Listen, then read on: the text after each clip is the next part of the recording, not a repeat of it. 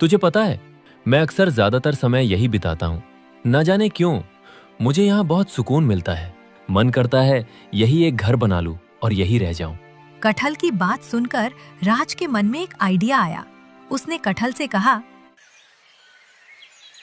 शहर की भीड़ भाड़ से दूर कच्ची सड़कों और हरे भरे खेतों के बीच बसा था एक छोटा सा गांव काशीपुर, जहां हरे भरे पेड़, लहराती हुई नदियां और फसलें सब कुछ था इस गांव में।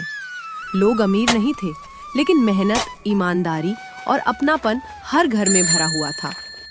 उसी गांव के कोने में एक टूटा फूटा घर था, जहां कैलाश अपनी पत्नी विमला और 10 साल के बेटे कटहल के साथ रहता था।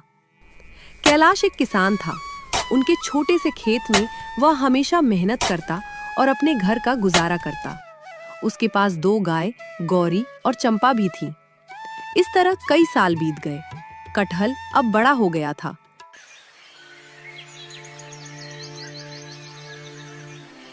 एक दिन कैलाश ने कटहल से कहा, अरे बेटा, अब तू बड़ा हो गया है, तुझे अपनी जिम्मेदारियां समझनी होगी। मैं और तेरी माँ तो सुबह सुबह खेत चले जाते हैं, इसलिए हमारी दोनों गायें गौरी और चंपा को हम चराने नहीं ले जा पाते। इसलिए अब से ये जिम्मेदारी तेरी है कि तू हमारी गौरी और चंपा का ध्यान रखे। ठीक है पिताजी, अब से गौरी और चंपा को खेत पर ले जाकर चराने की जिम्मेदारी मेरी। आप और माँ दोनों निश्चिंत होकर खेत जाइए। तभी वहां विमला भी आ जाती है। अजी चलिए, आज तो बहुत देर हो गई।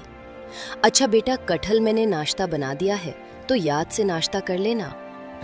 हाँ माँ, मैं नाश्ता कर लूंगा। फिर दोनों पति पत्नी अपने खेत की तरफ चल पड़े। मेरे माता और पिता मेरे लिए कितना कुछ करते हैं। अब से मैं भी उनके हर एक काम में उनका साथ दूंगा। कटहल भी नहा धोकर नाश्ता करने बैठ जाता है। नाश्ता करने के बाद वह अपने दोनों गाय गौरी और चंपा के पास गया और बोला, अरे कैसी हो गौरी और चंपा, आज से तुम दोनों की जिम्मेदारी हमारी। चलो, आज तुम्हें चराने ले चलना है।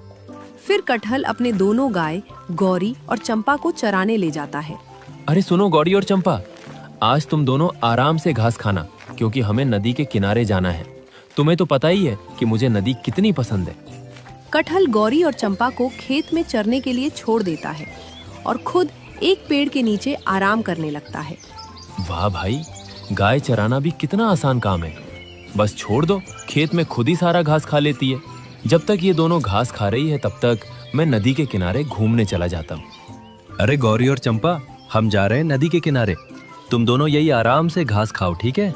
हम जल्दी आ जाएंगे। इतना कहकर कटहल नदी की तरफ चल पड़ा। दरअसल कटहल को नदी बहुत पसंद थी। वो हमेशा नदी के किनारे जाकर बैठा करता था। कुछ ही देर में वो नदी के पास पहुंच गया। वाह, पता नहीं क्यों नदी के पास आता हूँ तो बहुत सुकून मिलता है। ऐसा लगता है काश यही एक घर बना लूं और यही रहूं। कटहल वहीं बैठ जाता है। धीरे धीरे शाम हो गई। अरे मोरी मैया, शाम हो गई। गौरी और चंपा ने भी घास खा लिया होगा। चलो अब उन्हें घर लेकर चलता हूँ, वरना पिताजी से डांट भी सुनना पड़ेगा। फिर कटहल गौरी और चंपा के पास गया। अरे बस भी करो गौरी और चंपा, और कितना घास खाओगी? चलो अब हमें घर चलना है। फिर कटहल गौरी और चंपा को लेकर अपने घर लौट गया। रात हो गई। कमरे में एक छोटा सा दिया जल रहा था। कटहल अपनी चारपाई पर लेटा हुआ था, पर नींद उसकी आंखों से कोसों दूर थी। बगल के कमरे से माँ बाप की धीमी आवाज आ रही थी। अजी, मुझे तो कटहल की बहुत चिंता होती है। पता नहीं वो अपने जीवन में क्या करेगा। उसकी उम्र के लड़के शहर जा रहे हैं, पढ़ लिख रहे हैं, कमा रहे हैं, और हमारा कटहल हमारी गरीबी के कारण यही गांव में ही रह गया। कभी कभी मुझे हमारे कटहल की बहुत फिक्र होती है कि हमारे गरीबी के कारण हमारा कटहल पढ़ लिख नहीं पा रहा। चिंता तो मुझे भी होती है विमला, जब उस रामू के पोते को देखता हूं। बचपन में कटहल और वो दोनों कितना खेला करते थे, लेकिन आज वो शहर में अच्छी पढ़ाई कर रहा है और हम अपनी गरीबी के कारण हमारे कटहल को पढ़ा लिखा नहीं पा रहे। उन दोनों की बातें कटहल चुपचाप सुन रहा था। अपने माँ बाप की हर बात उसके दिल में तीर की तरह चुभ रही थी। उसके आंखों से आंसू बहने लगे, पर उसने आवाज तक नहीं की। रोते रोते न जाने कब वो सो गया। सुबह हो गई। कटहल सोकर उठा और अपने पिता के पास गया। उठ गया कटहल बेटा, मैं और तेरी माँ खेत जा रहे हैं, तो तुम गौरी और चंपा का ध्यान रखना। ठीक है पिताजी। कटहल के माता पिता खेत चले जाते हैं। कुछ देर बाद रामू काका कटहल के घर आए। प्रणाम रामू काका। खुश रहो बेटा कटहल, और कैसे हो? मैं तो अच्छा हूँ काका। अरे बेटा कटहल, तेरे पिता कैलाश कहाँ हैं? काका पिताजी तो घर में नहीं है, वो और माँ दोनों खेत गए हैं। आपको कुछ काम था क्या? हाँ बेटा, मुझे तेरे पिता से काम था। तुझे तो मेरा पोता राज याद ही होगा। अरे क्या बात करते हो काका, मैं भला उसे कैसे भूल सकता हूँ। आखिर वो मेरा बचपन का दोस्त है। हमने साथ में कितना कुछ किया है, जैसे नदी तैरकर पार करना, मुखिया के बगीचे से आम चुराना और भी बहुत कुछ। हाँ, बचपन में तुम दोनों बहुत ही शरारती थे, लेकिन अब वह बड़ा और समझदार हो गया है और अगले हफ्ते वह शहर से कुछ दिनों के लिए गांव आ रहा है। उसे खेती बाड़ी से जुड़ी कुछ जानकारी चाहिए, तो मैंने सोचा तेरे पिता कैलाश से अच्छा उसे कौन सिखा पाएगा। रामू काका की बात सुनकर कटहल की आंखें चमक उठी। उसने खुशी से बोला, क्या बात कर रहे हो काका, मेरा दोस्त गांव आ रहा है। यह तो बहुत ही अच्छी खबर सुनाई आपने। काका आप चिंता मत करिए, मैं पिताजी से जरूर कहूंगा कि वो राज को खेती की सारी जानकारी दे। तभी रामू काका ने कटहल से कहा, बेटा कटहल, क्या मैं तुझसे एक बात पूछ सकता हूँ? हाँ काका पूछिए ना। बेटा, तेरी उम्र के सारे लड़के पढ़ने शहर चले गए, लेकिन तू अभी भी गांव में है, और तू पढ़ाई क्यों नहीं करता? रामू काका के इस बात से कटहल उदास हो गया और बोला, काका आप तो जानते हैं मेरे माता पिता बहुत गरीब है, वो मुझे पढ़ने के लिए शहर नहीं भेज सकते, और ये सब जानते हुए भी अगर मैं उनसे शहर जाकर पढ़ने की जिद करूं तो ये तो अच्छी बात नहीं है।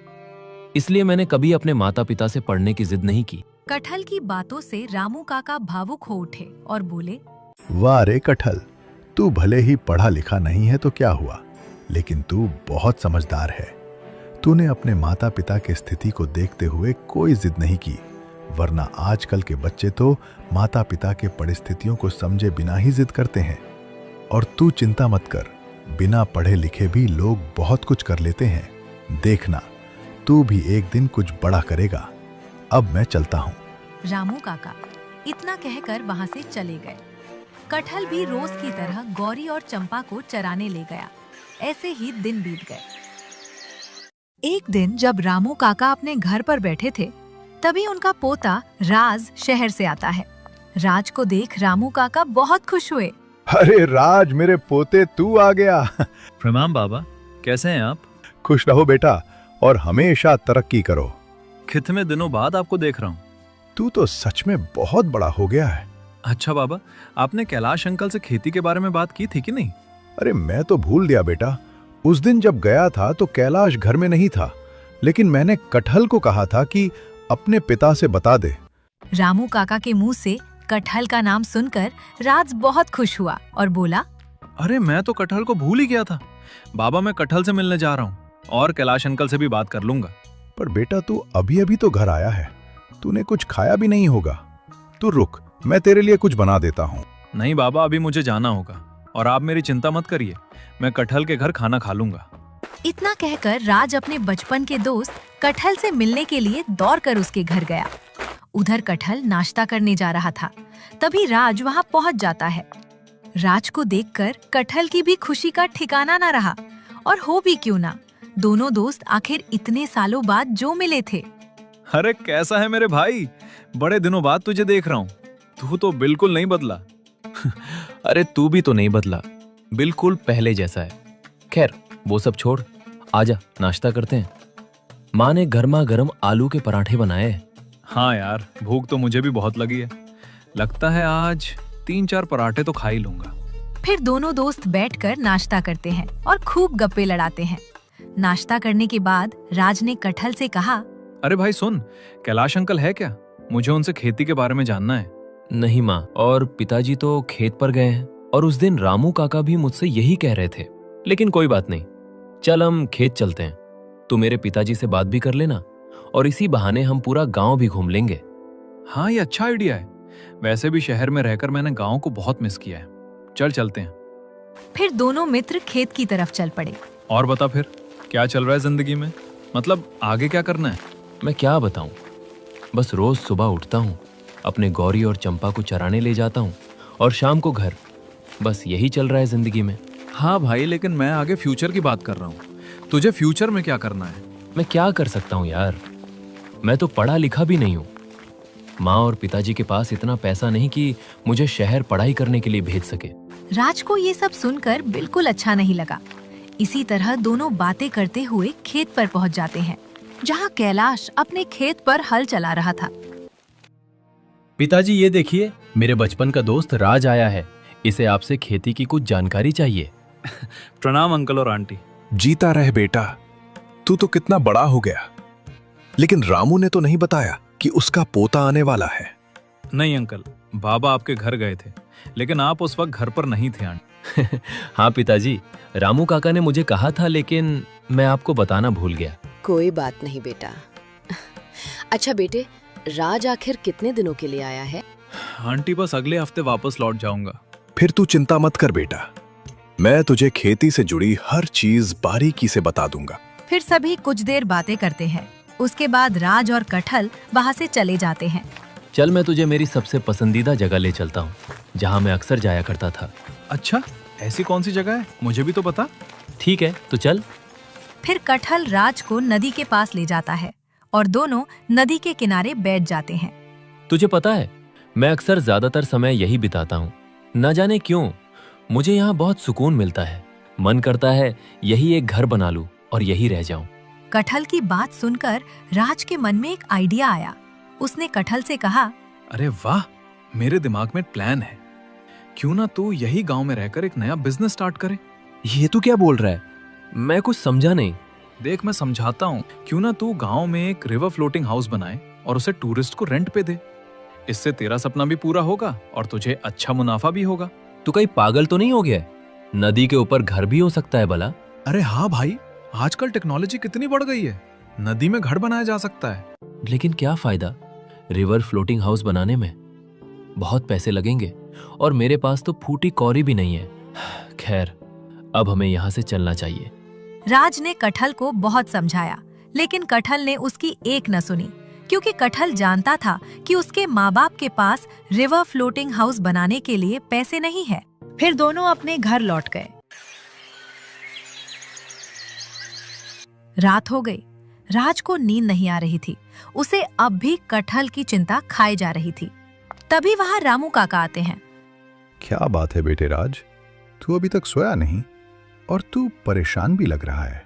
हाँ बाबा, मैं कटहल के बारे में सोच रहा हूँ। क्या कटहल के बारे में? हाँ बाबा, कटहल बेचारा अपनी गरीबी के कारण कुछ नहीं कर पा रहा, लेकिन मैंने उसके लिए कुछ सोचा है। फिर राज ने रामू काका को रिवर फ्लोटिंग हाउस वाले आइडिया को बताया, जिसे सुन रामू काका बहुत ही खुश हुए।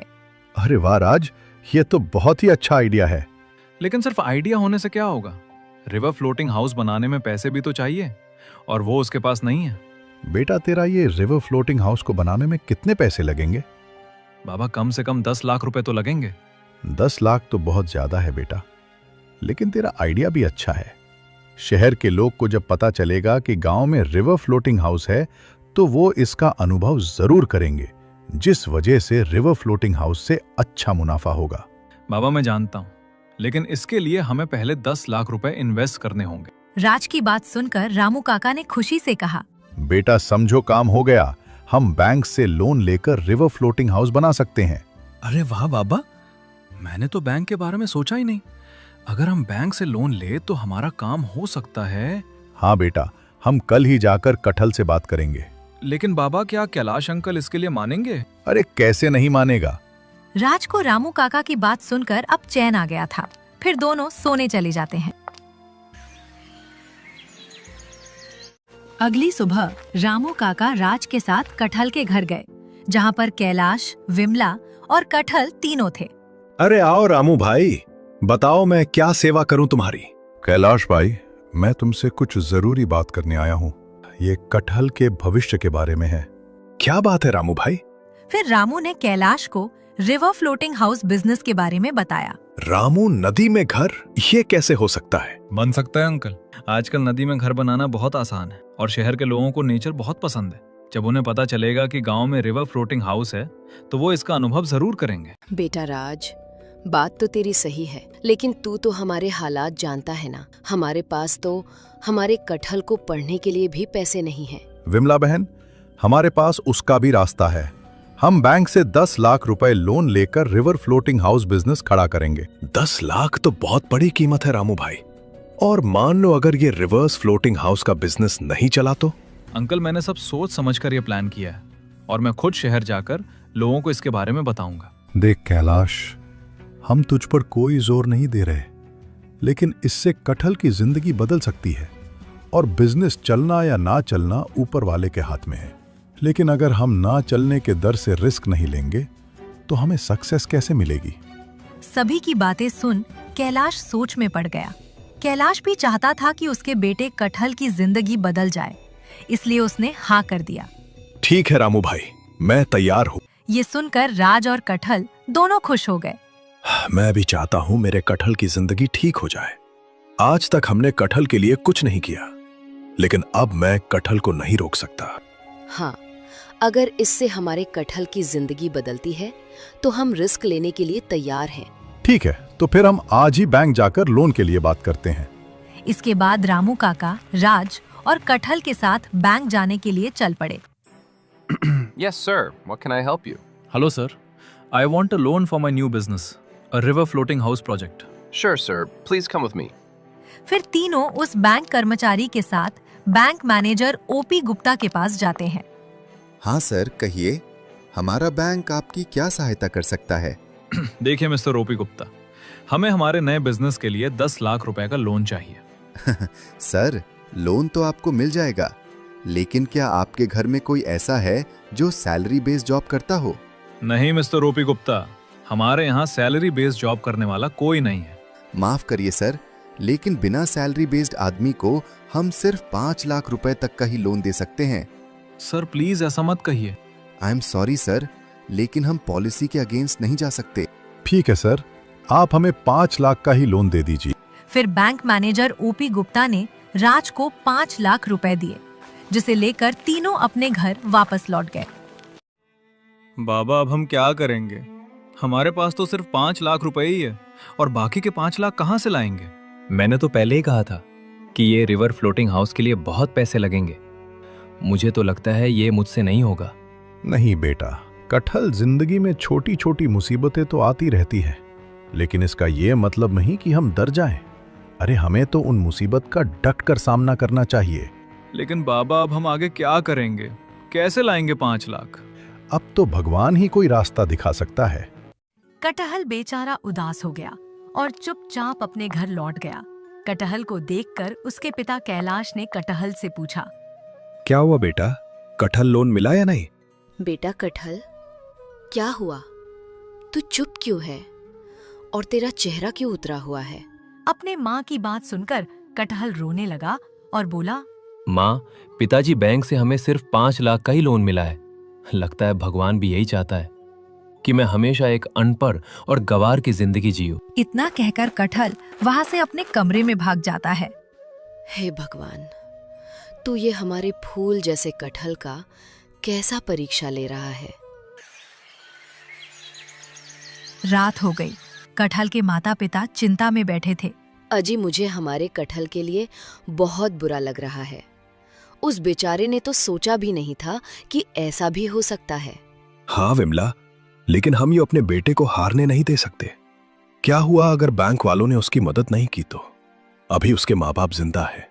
कैलाश की बात सुनकर विमला ने कैलाश से पूछा, अजी आप क्या कहना चाहते हैं? मैं कुछ समझी नहीं। यही विमला की, हम देंगे हमारे कटहल को 5 लाख रुपए। मैं सोच रहा हूँ क्यों ना हम अपने खेत को पन्ना सेठ के यहाँ गिरवी रखते। अजी आप ये क्या बोल रहे हैं? एक वो खेत ही तो है हमारे पास। अगर हमने वो भी बेच दिया तो हमारे पास कुछ नहीं बचेगा। तो हम और कर भी क्या सकते हैं विमला? हमने आज तक अपने कटहल के लिए कुछ नहीं किया। इस बार तो हमें उसके लिए कुछ करना ही चाहिए। कैलाश की बात सुनकर विमला मान गई और बोली, ठीक है जी, तो हम कल ही पन्ना सेठ के पास जाकर अपने खेत को गिरवी रख देंगे। अगली सुबह कैलाश और विमला पन्ना सेठ के पास गए और अपने खेत को गिरवी रख दिया और 5 लाख रुपए लेकर रामू काका के घर गए। अरे अंकल आंटी, आप दोनों आइए ना। अरे क्या बात है कैलाश, सवेरे सवेरे यहाँ? सब कुछ ठीक तो है ना? रामू भाई, ये लो 5 लाख रुपए। अब तो हम रिवर फ्लोटिंग हाउस बना सकते हैं ना? हाँ अंकल, अब हम रिवर फ्लोटिंग हाउस बना सकते हैं। रामू काका को कैलाश पर शक हुआ। उन्होंने कैलाश से पूछा, वो सब तो ठीक है कैलाश, लेकिन तेरे पास इतने पैसे आए कहाँ से? अरे भाई, अब पैसे कहाँ से आए, कैसे आए, वो सब छोड़ो और रिवर फ्लोटिंग हाउस बनाने का काम शुरू करो। मैं ही कैलाश, तुझे पहले बताना होगा, वरना मैं अभी जाकर कटहल से बात करता हूँ। रामू की बात सुनकर कैलाश घबरा गया और बोला, नहीं रामू भाई, कृपया कर कटहल को कुछ मत पूछना। तो फिर बताओ, इतने सारे पैसे कहाँ से आए? फिर कैलाश ने रामू को सारी बात बताई, जिसे सुन रामू और राज दोनों चौंक गए। क्या? तूने अपने खेत को गिरवी रख दिया? लेकिन तुमने ऐसा क्यों किया? क्योंकि मैं अपने बेटे को हारता हुआ नहीं देख सकता। वैसे भी उसने आज तक हमसे कुछ नहीं मांगा, लेकिन मैं उसका पिता हूं। मैं जानता हूं वो हमेशा इसलिए कुछ नहीं मांगता क्योंकि उसे पता है कि उसके पिता के पास पैसे नहीं है। जब वो मेरे बारे में इतना सोच सकता है तो मैं क्यों नहीं? सच में अंकल, आपकी तरह पिता होना बहुत भाग्य की बात है। कटहल बहुत खुश नसीब है जो उसे आप जैसे पेरेंट्स मिले हैं। रामू भाई, आप दोनों अभी कटहल को इसके बारे में कुछ नहीं बताएंगे। आप दोनों चिंता मत करो विमला बहन, मैं अभी कटहल को कुछ नहीं बताऊंगा। तो ठीक है, फिर मैं आज से रिवर फ्लोटिंग हाउस का काम शुरू करवाता हूँ। फिर जब ये बात कटहल को पता चली तो वो खुशी से नाचने लगा। अब धीरे धीरे समय बीतता गया और कुछ ही दिनों में रिवर फ्लोटिंग हाउस बनकर तैयार हो गया।